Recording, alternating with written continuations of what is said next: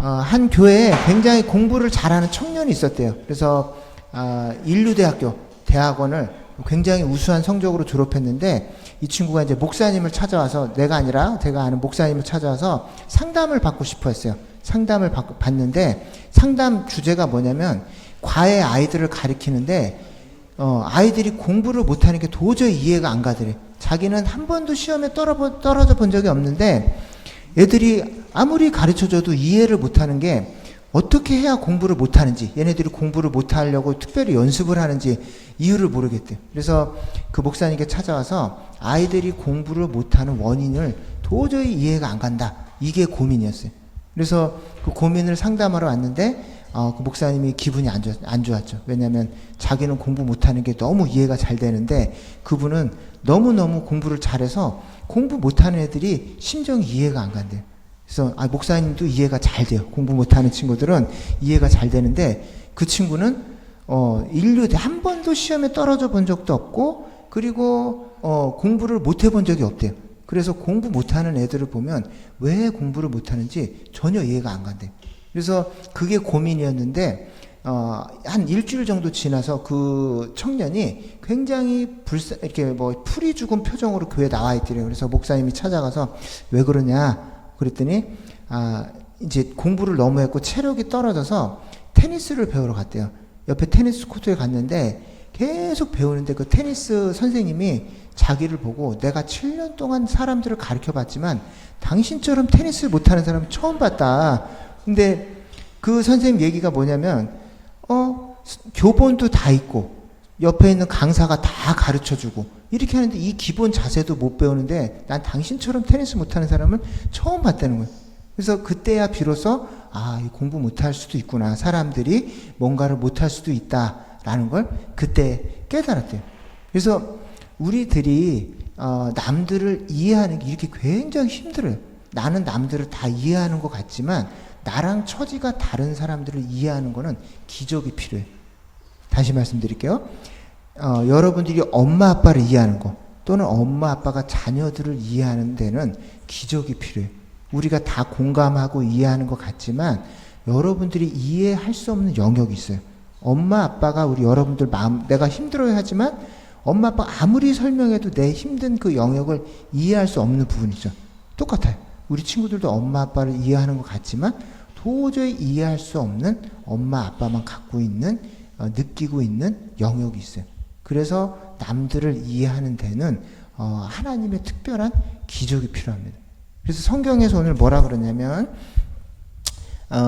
이 마태복음 오늘 계속 마태복음 시리즈를 하고 있는데 이 마태복음 5장부터 16장까지는 우리가 살면서 다른 사람들과 어떻게 살아가야 되는지에 대한 삶의 교훈을 주거든요. 그 중에서 읽지는 않았지만 첫 번째 세상을 살아가는 타인들과 세상을 살아가는 첫 번째 지혜가 뭐냐면 제가 읽어보겠습니다. 마태복음 7장 1절에서 이런 말씀이 있습니다. 비판을 받지 아니하려거든 남들을 비판하지 말라. 이런 말씀이 있어요. 그래서 여기 비판하다라는 이 단어의 원뜻이 뭐냐면은 이 영어로는 뭐냐면 to separate고 또 다른 말로는 pick out이에요. 뭐냐면 사람들을 딱 만났는데 나랑 같이 이 사람들이 사귈 수 있는 친구인지 없는 친구인지 골라내지 말라는 거예요. 다시 말해서 누군가를 만나고 이 교회 안에서도 만나고 직장에서도 만나고 학교에서 만나는데 쟤는 나랑 같이 놀 친구 나는 너랑 못 놀아 하고 이렇게 따로 픽아웃해서 빼지 말라는 거예요. 남들을 비판하다라는 그 의미가 뭐냐면 형제들 중에서도 마찬가지예요. 쟤는 나랑 안 맞아. 쟤는 나랑 같이 교류할 수 없는 애야 라고 단정을 짓고 나랑 사귈 수 있는 분류 중에서 픽아웃 뽑아서 버려버린다는 거예요. 세퍼레이트 치고 분리시켜버리고 배제한다는 거예요. 배제하지 말라는 거예요. 첫 번째 여러분들이 세상에 나가서 살 때에 첫 번째 할 일은 뭐냐면 사람들을 가르지 말라는 거예요. 나랑 같이 사귈 수 있는 사람 없는 사람을 나누지 말라는 거예요. 그래서 그게 첫 번째 세상을 살아가는 지혜입니다. 왜 그러냐면 뒤에 이제 나오는데 너희들이 그 사람을 분류하는 순간 그 사람도 너희들을 분류해. 너도 마찬가지로 나랑 놀 수 없어 라고 내가 누군가를 나랑 놀 수 없는 친구로 분류하는 순간 그 사람도 나를 같이 사귈 수 없는 부류로 분류해버린다는 거예요. 그래서 세상을 살아가는 첫 번째 지혜가 뭐냐면 누군가를 셀렉해서 따로 떼어놓지 말라는 거예요. 비판하지 말라는 그 뜻이 거기에 있습니다. 그래서 이제 뭐 성경에는 마치 이제 쇼핑 가갖고 제품 중에 불량품들 골라내듯이 여러분들이 누구를 만나서 쟤는 불량품이야, 나랑 놀 수 없어 라고 분류하는 그런 작업들을 하지 말라는 거예요. 근데 이게 왜 중요하냐면 여러분들이 이렇게 분류해서 이렇게 골라내는 순간 어떻게 되냐면 여러분들이 만날 수 있는 삶의 부류가 확 줄어듭니다. 그리고 배울 수 있는 사람의 대상도 확 줄어들고, 또 한 가지 뭐냐면 제가 옛날에 이 사랑부 장애인 부서에 있었는데 이 장애인 부서 막 하면서 이렇게 복지국 소외 계층들이 있어요. 가난한 사람들, 이런 사람들 돕는 부서에 있었는데 어떤 사람을 도와야 되고 어떤 사람들을, 게으른 사람들을 아무리 도와줘도 그 돈 가지고 막 다시 뭐 술을 사 먹가든지 막 이렇게 해서 돈을 주고 도와줄 때 어떤 사람을 도와줘야 될지를 세밀하게 잘 살펴야 돼. 그래서 내가 하도 그 기준이 힘들어서 학교 교수님을 찾아가서, 교수님 제가 이런 사역을 하는데 어떤 사람을 도와주고 어떤 사람을 도와주지 말아야 됩니까? 이렇게 했더니 첫 번째 분류 기준이 뭘까요? 어떤 사람을 도와주고 어떤 사람을 도와주지 말아야 될까요? 그 기준이 뭘까? 아는 사람. 여러분들이 복지국 어떤 이렇게 장애인 부서 이런 데 딱 갔어요. 그래서 홈리스, 뭐 노숙자들 막 이런 사람 도와줘야 돼. 근데 그 기준이 뭘까? 어떤 사람들에게 돈을 더 주고 어떤 사람은 적게 주고, 그 사람들을 나누는 기준이 뭐가 돼야 될까? 어떤 기준을 가지고 나눠야 될까? 가장 중요한 기준은 뭐예요? 예율이 뭘까? 그런 사람들을 나눌 수 있는 가장 중요한 기준이 뭘까요? 뭘까요? 노엘이 뭘까? 모르겠어요? 그 교수님이 정답을 얘기해 주는데 분류하지 않는 게 그 기준이래요. 첫 번째, 네가 가서 사람들을 고르지 말라는 거예요. 네가 가서 베풀고 나눌 때 사람들을 골라내지 말고 무조건 그 사람이 불쌍하고 힘들고 어려운 처지에 있으면 일단 도우라는 거예요. 왜 그러냐? 예수님도 우리를 구원하실 때 조건을 보고 구원하지 않으셨어요. 만약에 예수님이 우리 컨디션을 보고 쟤는 저 정도 착해? 오케이, 내가 너 픽해서 구원해. 아니, 그렇게 했다면 구원받을 사람이 아무도 없다는 거예요. 예수님도 우리를 용서해 주시고 찾아와 주시고 구원할 때 절대로 우리 조건이나 컨디션을 따지지 않고, 우리가 예수님께 등 돌리고 있을 때 예수님께 욕하고 예수님을 등 돌리고 또 예수님께 반항하고 있을 때 주님이 먼저 찾아와서 우리를 구원해 주셨다는, 조건 없이. 그랬기 때문에 우리도 누군가를 돕고 누군가를 우리의 삶에 받아들일 때 조건을 두지 말라는 거예요. 쟤는 이 정도 착하기 때문에 나랑 친구 될 수 있어. 쟤는 이 정도 나한테 해줬기 때문에 내가 용서할 수 있어. 아니에요. 그 조건을 다 따지다 보면 우리도 살아남을 수가 없고 우리도 구원받을 수가 없었다는 거예요. 그래서 첫 번째 사람들을 만나는 기준은 분류하지 않는 것이 첫 번째 기준이에요. 왜냐하면 아무리 나쁘고 악하고 나에게 해를 끼치는 사람도 배울 점이 있어요. 아무리 저 사람이 개차반이고 힘들고 정말로 저렇게 사냐 하는 그 사람도에게도 나보다 나은 점이 있을까요? 없어요? 있어요. 그렇기 때문에 사람들을 볼 때 어떤 상태에 있는 사람들을 만나든지 최소한 한 개 이상은 내가 배울 점이 있어요. 그래서 여러분들이 세상에 나가서 살 때 첫 번째 기준이 뭐냐면 분류하지 않는 거예요. 비판하거나 정죄하거나 저징하거나 이렇게 해서 그 사람이 얘는 이런 사람이야 라고 판단을 내려놓고 일단 그 사람 만나세요. 그러고 나서 그 사람도 나한테 나도 나를 알려줄 기회를 주고 그 사람도 그 사람을 보여줄 최소한의 기회는 줘야 돼요. 어떤 사람을 만나든지 최소한 내가 어떤 사람이야 라고 보여줄 기회는 줘야 돼요. 그 사람에게.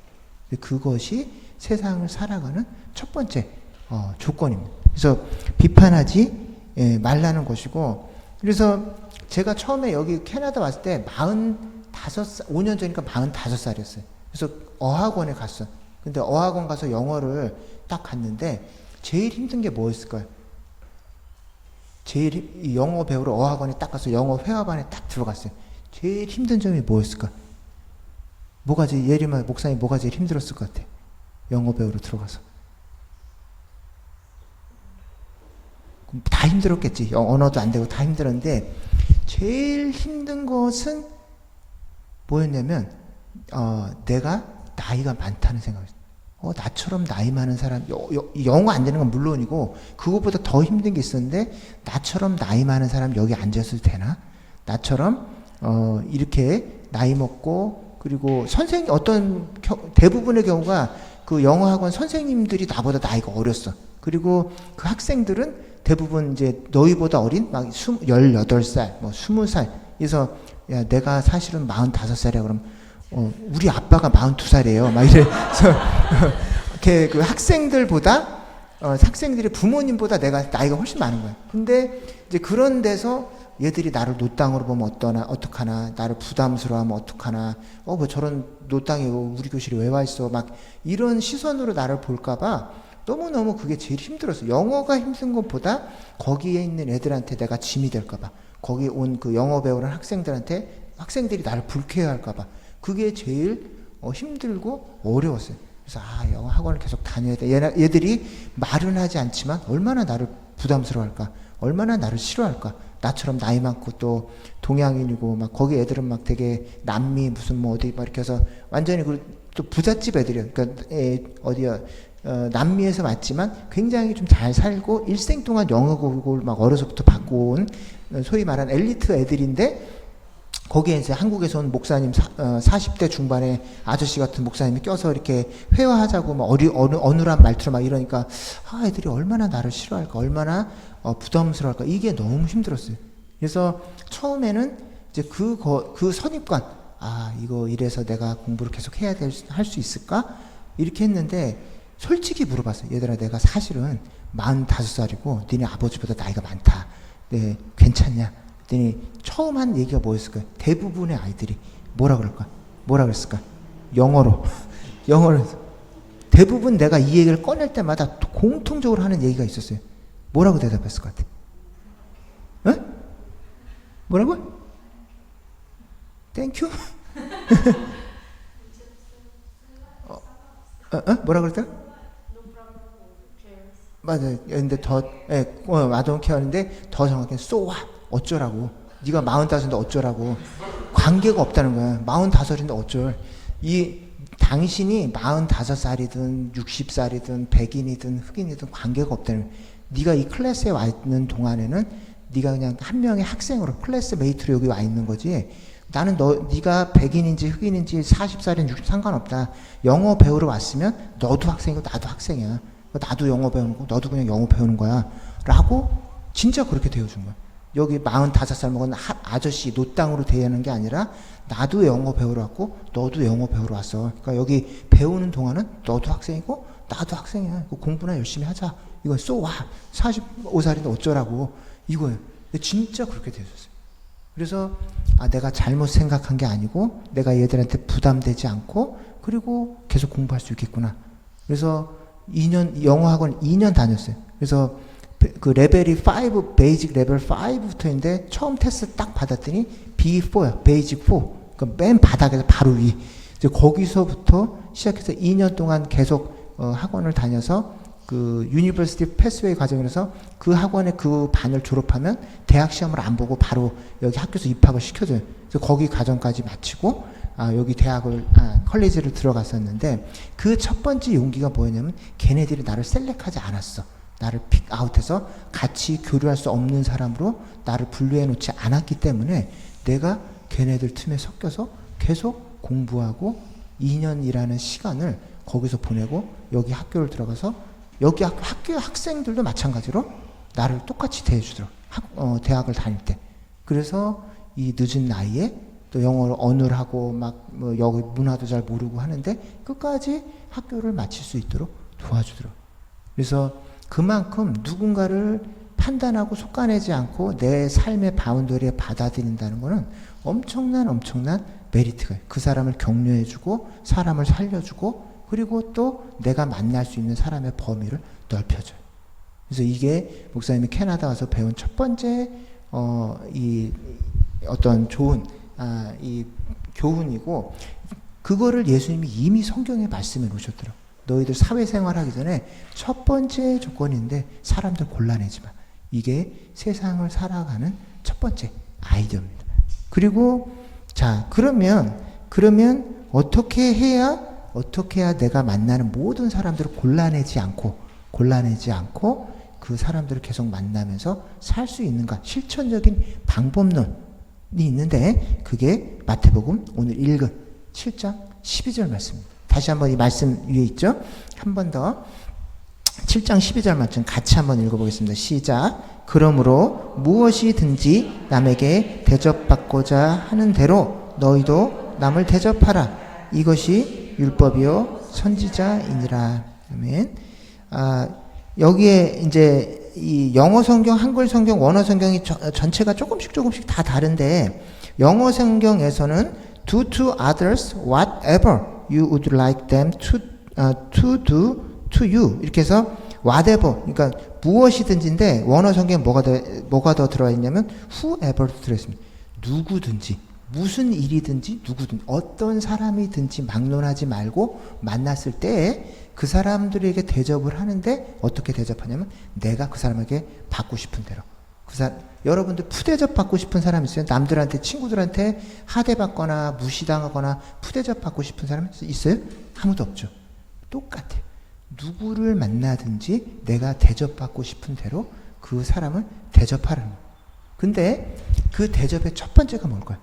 그 남들을 가장 환대하고 받아들이고, 그리고 정말 내가 사귀기 힘든 그 사람을 내 삶의 영역으로 받아들이는 첫 번째 그 대접, 환대 중에 첫 번째, 환대 중에 환대의 첫 번째가 뭘까요?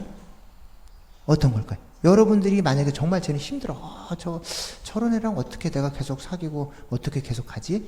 할 때에 가장 걸림돌, 나랑 만나기 힘든 그 사람을 내 친구로 또는 내 삶의 영역으로 관계를 유지하게 만드는 첫 번째 환대가 뭘까요? 제일 힘든 게 뭐야? 나를 정말 이상한 캐릭터, 그리고 막 정말 독특한 캐릭터를 갖고 있어서 교제하기 힘든데, 그 사람을 내 삶의 바운더리로 데리고 올 수 있는 첫 번째 조건이 뭘까요? 어떤 게 환대, 어떤 게 노엘이가 할 수 있는 최선의 대접이 뭐야? 친구들에게 해줄 수 있는 최선의 대접 어떤 게 있을까요? 도와주는 거. 좋아요. 그 다음에 예은이는 친구들에게 할 수 있는 최선의 대접이 뭘까? 네가 할 수 있는, 모르는 사람에게 할 수 있는 최선의 대접. 헬핑. 자, 근데 성경에서 얘기하는 환대, 다른 사람을 환대하는 첫 번째는, 가장 힘들고 어렵고 중요한 환대는 뭐냐면 용서하는 거예요. 내가 받아들일 수 없는 행동을 계속 하는 사람을 용서해 주는 거예요. 그래서 마태복음 18장에 보면 베드로가 와가지고, 예수님, 내가 사람들 몇 번이나 용서해야 돼요? 이렇게 물어보니까 7번 정도 할까요? 네, no. 7번씩 70번이라도 해야 돼. 그러는 거예요. 이제 있을 수가 없는데, 왜 그러냐면 마태복음 18장 35절에 제가 읽어볼게요. 너희가 각각 마음으로부터 형제들을 용서하지 아니하면 하늘의 아버지께서도 너희에게 이와 같이 하시리라, 이렇게 했습니다.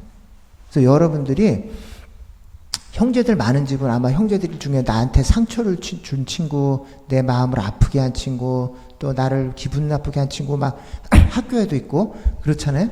근데 그 친구를 용서하지 않으면 어떻게 되냐면, 하나님도, 하나님과의 관계도 깨지고 균열이 가고 힘들어져요. 왜 그러냐면, 만약에 나에게 누가 상처를 줬는데 내가 용서를 못해.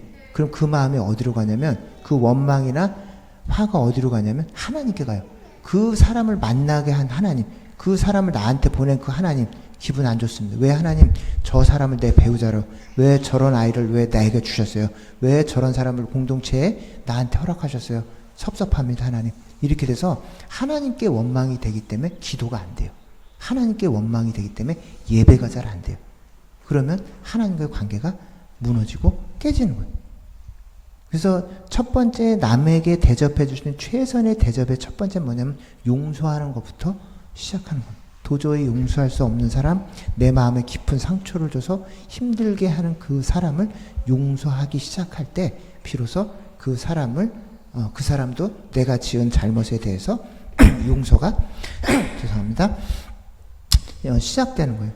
그래서 이제 여기 이제 방문하셔서 이제 여러분들이 10명이 지금 우리 이제 같은 공간에서 앞으로 한 달간 또 남은 한 또 20일 이상 지낼 텐데 불편한 점이 있을 수도 있을 거예요. 그리고 서운하고 왜 나한테 이러지? 왜 이건 이렇게 처리하시지? 라고 어느 점에서는 좀 불편하고 마음 상하고 힘들 수도 있어요.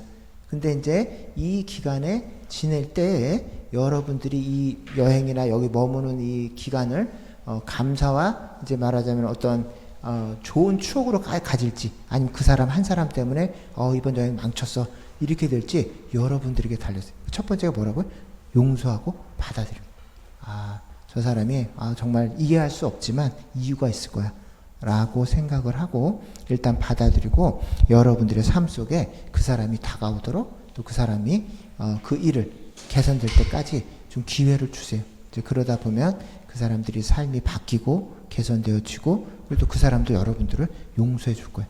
그래서 이런 삶을 사시고 특별히 또 이제 여기 이제 학생들도 많이 오고 여기 이제 또 새로운 이제 사회생활을 이제 시작하는데 이제 여러분들이 오늘 이제 3주간 또 성경학교를 시작합니다. 그래서 이제 성경학교 기간 중에 또 하나님이 주시는 그런 많은 은혜들을 누리고 그리고 또 오늘 주신 이 말씀을 붙들고 남들을 잘 대접하고 섬기면서 하나님이 주시는 그런 은혜와 위로를 누리게 되시기를 예수님의 이름으로 축원드립니다. 아멘. 자, 기도하겠습니다.